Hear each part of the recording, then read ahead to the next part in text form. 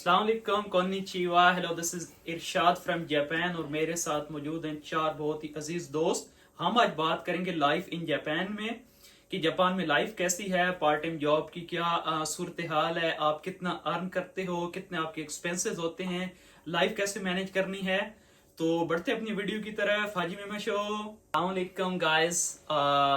सबसे पहले अपने इंट्रोडक्शन से लेते हैं स्टार्ट। मेरा नाम इरशाद हुसैन है और मैं पाकिस्तान में अटक से बिलोंग करता हूँ और मैं जापान में अक्टूबर 2023 में आया था। मास्टर डिग्री का स्टूडेंट हूँ और मेरा प्रोग्राम है master leading to PhD, so I will stay here until 2028। My university name is the Tokyo Institute of Technology और इसका न्यू नेम अभी हो गया इंस्टीट्यूट ऑफ साइंस टोक्यो। और मैं मैक्स स्कॉलरशिप पे आया हूँ जापान में। मैक्स के अंडर मैं मास्टर डिग्री की master leading to PhD degree का स्टूडेंट हूँ। अब बढ़ते हैं अपने दोस्तों की तरफ। वो पहले अपना इंट्रोडक्शन कराएंगे, फिर हम आपको साथ बात करेंगे लाइफ इन जापान पे। जी, तो अवैस भी प्लीज इंट्रोड्यूस योर सेल्फ। अस्सलाम वालेकुम एवरीवन। मेरा नाम अवैस अली है और मैं हैदराबाद सिंध से हूँ। मैं यहाँ लास्ट ईयर अक्टूबर 2024 में आया था और मैं मास्टर्स डिग्री का स्टूडेंट हूँ यूनिवर्सिटी ऑफ टोक्यो में।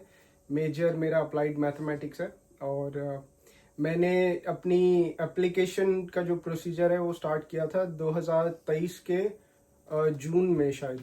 तो जून के करीब मैंने स्टार्ट किया था और ऑलमोस्ट मुझे 15 महीने लगे। मैं अक्टूबर में फिर यहाँ पे आया और जून 2023 में मैंने स्टार्ट किया था। जून 2024 में मेरी एप्लीकेशन कंफर्म हुई थी और मुझे स्कॉलरशिप अवार्ड हुई थी। मैं नेक्स्ट स्कॉलर हूँ और फिर अभी यहाँ मुझे तकरीबन 7-8 महीने हो गए पढ़ते हुए।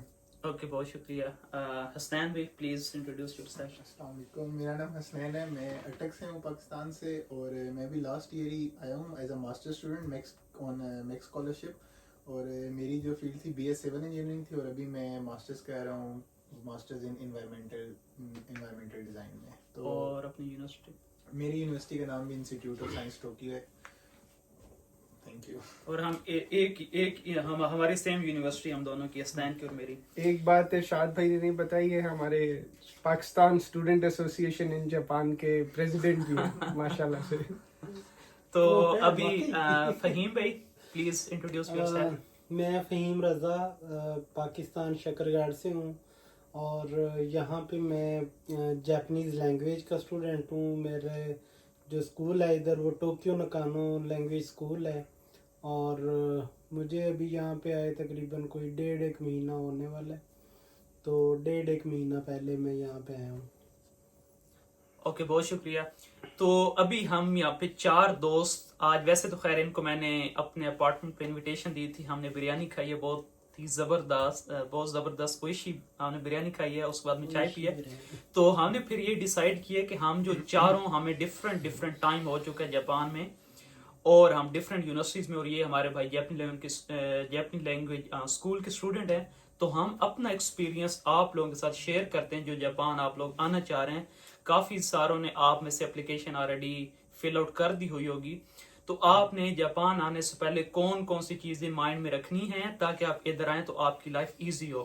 नंबर 1 हम बात करेंगे कि जापान में आने के वेज, हम ब्रीफली बात करेंगे कैसे कैसे आप जापान आ सकते हो। फिर जापान आने के बाद आपको पार्ट टाइम जॉब्स कैसे मिलती हैं और क्या मुश्किल हैं जॉब करना।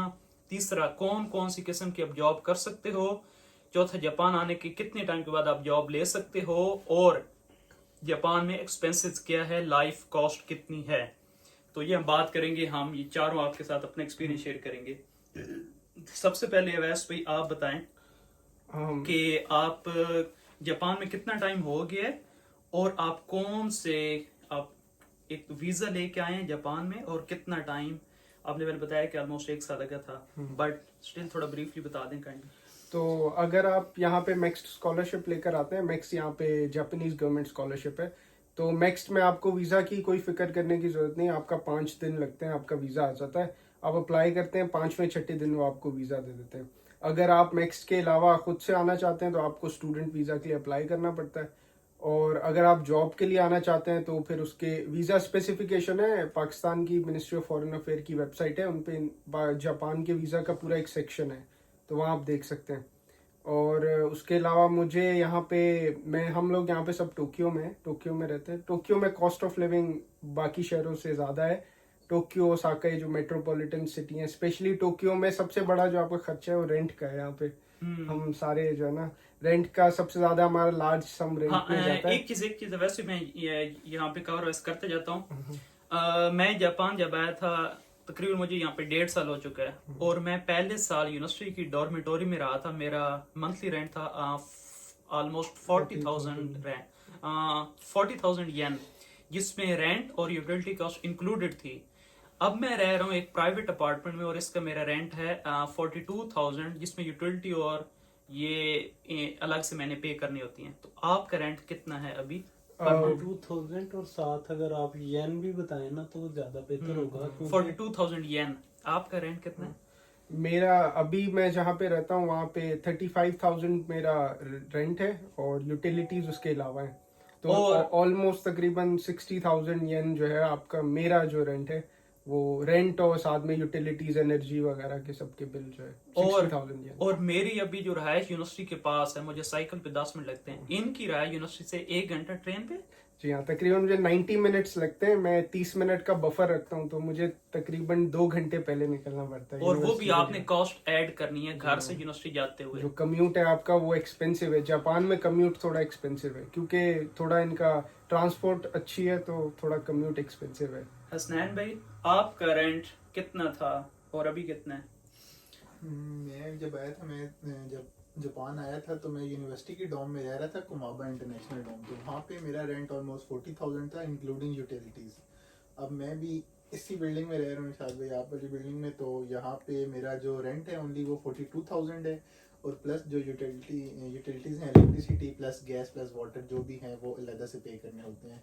आप मैक्सिमम कर लें 50,000 येन आपका रेंट प्लस यूटिलिटीज मिला के ऑलमोस्ट कॉस्ट हो जाती है। एवरेज जी 50,000 येन तक आपको टोक्यो में मिल जाता है। आप और फिर 5-6 हजार या 7,000 येन आपका घर से यूनिवर्सिटी तक मंथली जी। आपका जो कम्यूट लगता है वो लगता है। वो इसके अलावा है। वो डिपेंड करता है आप रह कहाँ रहे हैं। फहीम भाई, आपका केस तो थोड़ा डिफरेंट है, यूनिक है। आप तो जापानी लैंग्वेज स्कूल में आए हो, तो आपको स्कूल काफी शायद सपोर्ट कर दोगे। आपका रेंट वगैरह कितना है और बाकी बता दो। देखें, अगर तो हम मेजर टोक्यो सिटी में रहते हैं ना, जैसे हम पाकिस्तान में कहते हैं जी ये कोई शहर है तो ये जी खास शहर है, मतलब स्पेसिफिक Central टोक्यो में सेंट्रल ऑफ जो है ना किसी भी शहर का। तो अगर हम टोक्यो में रहते हैं तो वहाँ पे तो लिविंग कॉस्ट ज़्यादा है, लेकिन अगर हम 1-2-4 किलोमीटर पीछे निकल जाते हैं, जैसे हमारे शहरों के साथ साथ वाले करीबी गांव वगैरह बने होते हैं, ये छोटे छोटे टाउन होते हैं, तो उधर फिर लिविंग कॉस्ट कम आ जाती है। अब मैं टोक्यो में तो रह रहा हूँ, लेकिन टोक्यो के साथ एक, जैसे हम पाकिस्तान में कह देते हैं, टोक्यो के साथ एक गाँव है, इंतहाई खामोशी, बड़ा पुरसकून इलाका। और मैं आज इन सभी को दावत दे रहा हूँ कि यार अगला इवेंट ना मेरे घर करते हैं। तो अल्हम्दुलिल्लाह वो बहुत प्यारा, बड़ा खूबसूरत रेंट बताए रहे पाकिस्तानी तर्ज का घर है। सर सुने, आपने कहना मेरे लिए रूम बुक करवाओ उधर, और मैं उसका उधर मंथली रेंट कितना है?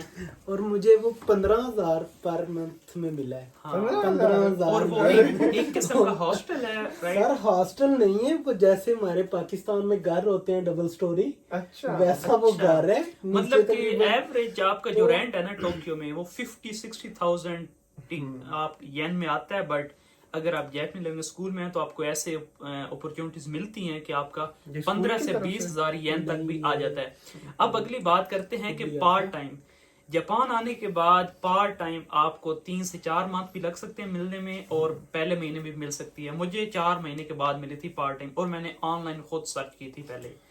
आपको वैसे ही पार्ट टाइम का कोई थोड़ा सा बता दें कि कितने टाइम बाद मिल जाती है और कौन सा बेस्ट वे? पार्ट टाइम सबसे अच्छा तो तरीका ये है कि आप जहाँ पे जिस भी लैब में आए, अगर आप रिसर्च स्टूडेंट हो तो, बैचलर स्टूडेंट को मैंने नहीं देखा, लेकिन रिसर्च स्टूडेंट्स को अक्सर अपने लैब में या अपनी यूनिवर्सिटी में किसी और लैब में उनको टीचिंग असिस्टेंट की यहाँ पे पोजीशन मिल जाती है, और वो अच्छे पैसे देते हैं। और सबसे बड़ा उसका फायदा ये होता है, आपको अलहदा से कहीं नहीं जाना, आपको पैसे नहीं खर्च करने। यूनिवर्सिटी वाले भी अंडरस्टैंड करते हैं कि आपको जो है, जाहिर है आप स्टूडेंट हैं तो आपको ज़रूरत है, वो दे देते हैं पार्ट टाइम। लेकिन मसला ये है कि हर यूनिवर्सिटी में ऑप्शन नहीं होता पार्ट टाइम का। तो मैं यूनिवर्सिटी में पार्ट टाइम जॉब करता हूँ, टीचिंग असिस्टेंट की, वहाँ पे इंग्लिश की जॉब है, वो मैं करता हूँ। लेकिन अगर अक्सर यूनिवर्सिटीज़ में ऐसा होता है, वहाँ पे इंग्लिश का ऑप्शन नहीं होता, इंग्लिश पढ़ाने का।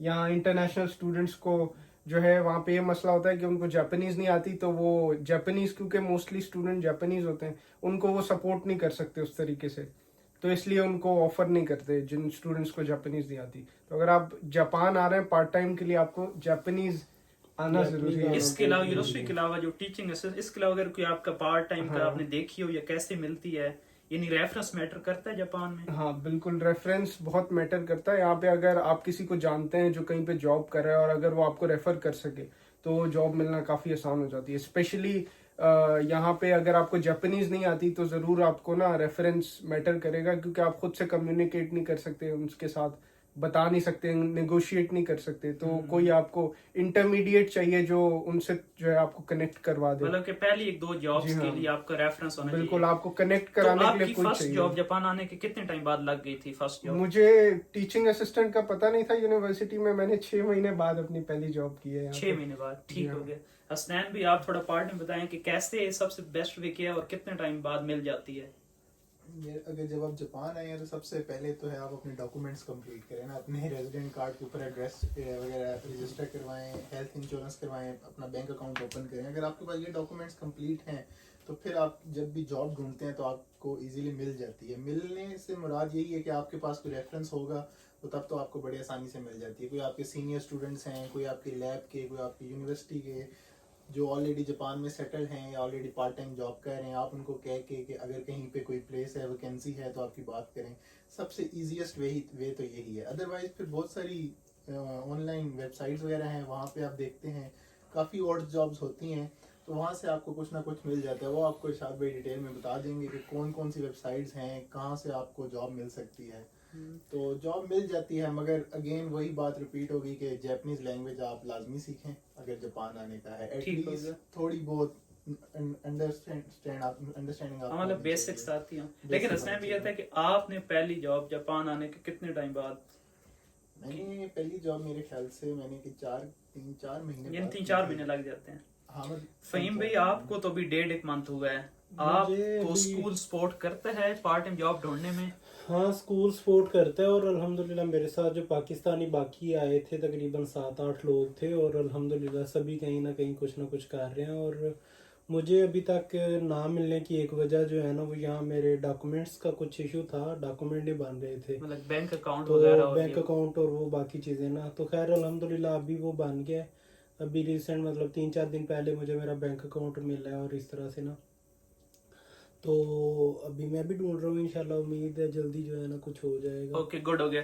अभी इस सारी चीज को समराइज एंड पे कर देंगे, बट मैं एक चीज आपसे जानना चाहता हूँ कि मैं जब जापान आया था उस वक्त राइस की जो प्राइस है, जो हमारे पास बासमती राइस मिलते हैं उसमें 5 kg, उसकी प्राइस थी मेरे ख्याल से 2500 येन, 2500 येन। 2023 में। हाँ, 2023 में। अभी उनकी प्राइस है ऑलमोस्ट 4500 येन, 4500 येन। आप इस पे बताएं कि जापान में महंगाई है कि नहीं, इन्फ्लेशन क्या? हाँ बिल्कुल, यहाँ पे मुझे तो आए हुए 8 महीने ही हुए हैं, लेकिन जब मैं यहाँ पे आया था तो ब्रेड लेते थे हम, अंडे लेते थे, तो उनकी सब चीज़ों की प्राइस जो है, हर चीज़ की प्राइस जो है वो तकरीबन 30 येन 50 येन ऐसे बढ़ गई है। लेकिन यहाँ पे ये है कि गवर्नमेंट इस चीज़ को रिकग्नाइज करती है, और आप अगर जिस वार्ड में रहते हैं तो वार्ड की तरफ से मुझे लेटर आया था कि जो स्टूडेंट्स हैं जिन्होंने अपना, या स्टूडेंट्स हैं जो ऐसी फैमिलीज हैं जिन्होंने अपना टैक्स रिटर्न फाइल नहीं किया, बेसिकली वो स्टूडेंट्स जिनकी, या जो भी हाउस होल्ड्स हैं जिनकी फैमिली इनकम जीरो है, जिन्होंने अपना टैक्स रिटर्न फाइल नहीं किया, उनको वो कंपेंसेट करते हैं उस जो है। हाँ, लेकिन वो तो साल में आपको 30,000 लेकिन- येन या 70,000 येन तक मिलता है, बट हाँ, बिल्कुल। ओवरऑल आपकी स्कॉलरशिप की अमाउंट सेम ही है, बिल्कुल, 1,47,000 येन, वो नहीं बढ़ती, तो इसलिए इन्फ्लेशन है, हाँ, बिल्कुल, चीजें ये महंगी बात है। हैं। हसनैन भाई आपको भी ऑलमोस्ट 7 to 8 मंथ्स हो गए हैं, तो क्या नोट किए, प्राइसेस लिविंग या कॉस्ट ऑफ लिविंग ज्यादा है? प्राइस ऑफ लिविंग की बात कीजिए तो अगर आप टोक्यो में रह रहे हैं तो वो तो डेफिनेटली बात है, वो थोड़ी सी है एज कम्पेयर टू बाकी जापान के। ऑल ओवर द जापान को अगर आप सिर्फ टोक्यो से कंपेयर करते हैं तो थोड़ी सी प्राइसेस ज़्यादा हैं यहाँ पे रहने के लिए, मगर स्कॉलरशिप अमाउंट इतनी है, अगर आप तरीके से चलते हैं मैनेज करके तो आपका चल जाता है, सिस्टम निज़ाम पूरा हो जाता मतलब है। अगर कार पे खाना वगैरह बना हाँ, सबसे बड़ी बात, अगर आपने पैसों Cook में खुद मैनेज करें, करना है तो हाँ। आपने कुकिंग खुद करनी है। आप बाहर से इस खाने में कभी भी नहीं कर सकते। बाहर ठीक से है। आप मैक्सिमम हफ्ते में या 2 हफ्ते में एक दफा खा क्योंकि लें बाहर बस। एक टाइम का खाना आपको 1500 येन यानी पाकिस्तानी 3000 रुपीस पड़ एक जाता है। बिरयानी की हाफ प्लेट, जिससे शायद हमारा कुछ भी नहीं बनता होगा, वो आपको 1100-1200 येन की मिलती है, और प्लस टैक्स करके। फहीम भाई, आपको 1.5 महीना हुआ, आपने भी काफी चीजें ली होंगी। आप बताएं कि पाकिस्तानी स्टोर इधर हैं, इनसे सारी चीजें मिल जाती हैं। हमने महंगाई पे बात की, बट आपको 1.5 मंथ हुआ है, तो क्या ये हाँ। चीजें इजीली मिल जाती है अगर घर पे हाँ। कोई कुकिंग करना चाहे, चावल, आटा, दाल वगैरह? मैं यहाँ आने से पहले, चूंकि पहले ही ऑलरेडी इस्लामाबाद में होता था, तो इस्लामाबाद पाकिस्तान में बाकियों की निस्बत थोड़ा सा महंगा है, तो मुझे मतलब बहुत ज़्यादा डिफरेंस तो नहीं लगा, लेकिन ये थोड़ा सा है। बाकी रही पाकिस्तानी और हलाल चीज़ों की, तो यहाँ पे जहाँ मेरा घर है उसके साथ ही 3 स्टोर हैं जहाँ से हलाल चीज़ें मिलती हैं। वहाँ पे आपको इंडियन चावल, पाकिस्तानी नमक, आटा, मतलब ईच एंड चीनी पत्ती, हर एवरीथिंग, चीज। चीनी पत्ती, सिगरेट, हर शय मिलती है। तो आप जनाब जरूर आए, आप इंजॉय करेंगे। ओके, गुड हो गया। आपको बताने तो के लिए। हमने आपके साथ व्यूज हलाल। अपने अपने यहाँ पे शेयर किए हैं। कॉस्ट ऑफ लिविंग आपको पार्ट टाइम कितने टाइम बाद मिल सकती है, और ये सारी चीजें। अब मैं आपके साथ एक एंड पे समरी आपके साथ शेयर करने चाह रहा हूँ कि बीइंग आपके साथ, यानी मुझे जापान में ऑलमोस्ट 1.5 साल हो गए, तो सारी इस चीज की समरी आपके साथ शेयर करता हूँ कि सबसे पहली जॉब आपको 2-3-4 महीने भी लग सकते हैं। फिर अगर तो आपका कोई इधर पाकिस्तानी सीनियर कोई जानने वाला है, उसको बोल के आप पहली जॉब ले लें, वो बहुत रेफरेंस मैटर करता है जापान में। नंबर इसके बाद third point, number 3 point is that कि आपको बेसिक जैपनीज एटलीस्ट आनी चाहिए। Before coming to Japan you must be able to understand around N5 level Japanese, कि आप कितने बजे से कितने बजे तक काम करोगे, हफ्ते में कौन कौन से दिन आओगे। It's called a basic Japanese level, so you must be able to understand this level. इसके बाद यहाँ पे पर आवर जो सैलरीज हैं वो अराउंड 1200 येन, 1200 येन से लेके 1800 येन, 1800 येन के अराउंड आपको 1 घंटे की सैलरी मिलती है। लेकिन इस जापान में पार्ट टाइम जॉब यानी कि करना थोड़ा टफ इसलिए है कि इधर आप काम के दौरान ना तो मोबाइल सेलफोन यूज कर सकते हैं, ना तो आप बैठ सकते हैं। चाहे अगर आपके काम के दौरान थोड़ा सा वक्फा रेस्ट आ भी गए, तो you will not be allowed to sit और you will not be allowed to take the rest, तो आपको खड़े रहना पड़ता है। इसके बाद आपको थोड़ी सी अगले की जो रूल्स रेगुलेशन है फॉलो करने पड़ते हैं। हेलमेट समटाइम पहनना पड़ता है, सेफ्टी शूज पहनने पड़ते हैं, इवन कि गर्मियों में भी। तो ये चीजें आपको पहले से माइंड में आनी चाहिए। लेकिन हम पाकिस्तानी बहुत स्ट्रांग होते हैं, हमें अपनी फैमिलीज को सपोर्ट करना होता है, तो हमारे लिए कोई भी काम इतना मुश्किल नहीं होता, तो आप हर काम यहाँ पे कर सकते हो। इसके बाद एक और पॉइंट आपके साथ शेयर करता हूँ कि आपको हफ्ते में 28 घंटे अलाउ होते हैं, तो आप इजीली काम यहाँ पे मैनेज कर सकते हैं। अब जो कॉस्ट ऑफ लिविंग है वो टोक्यो में सिंगल बंदे को ऑलमोस्ट 50 से 60 हजार येन में घर मिल जाता है, यूटिलिटीज वगैरह आप इसमें इंक्लूड कर लें। अब इसके बाद जैसे हमने बात की पाकिस्तानी स्टोर से आप अपनी ग्रोसरी, आटा, दाल, चावल, चीनी पत्ती लेके अपने महीने का खाना खुद बनाएं, बाहर से कम खाएं, तो आपका अराउंड 40,000 येन तक इजिली गुजारा चल जाएगा। यानी कि आपका 80-90 हजार येन में रहाइश और खाना पीना मैनेज हो जाएगा। अब इसके बाद अगर आप पार्ट टाइम भी करते हो और आपका 1,47,000 येन अगर आपका स्टाइपेंड है पर मंथ, तो आप कुछ सेविंग करके पीछे बैक पाकिस्तान में फैमिली को सपोर्ट कर सकते हो।